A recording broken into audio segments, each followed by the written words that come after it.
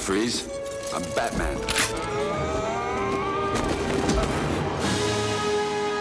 Batman has to win by being smart. He doesn't have the powers of the other guys, of Superman or any of those guys. So, you know, Val did. Val and Michael had those powers, but part of my contract, they just said you don't get any superpowers. I want a car.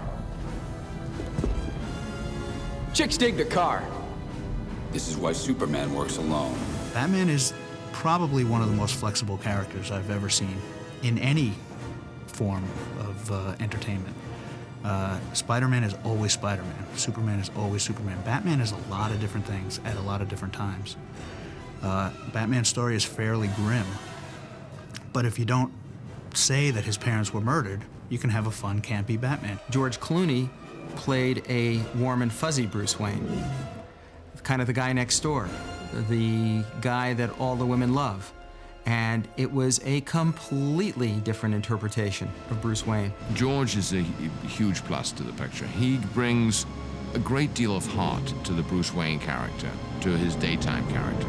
Well, I think he was probably what I would call the kinder, gentler Batman, because I think he was the most, in some ways, the most accessible Batman, because, again, he was very comfortable with the kind of wealth and very comfortable being a playboy. You know, that party scene where he's being interviewed. Again, he's just really, comfortable, and he has that sort of like classic movie star sort of look. There is a humanity to George, a kindness, a warmth that I think is new, and I think very much needed and very appealing.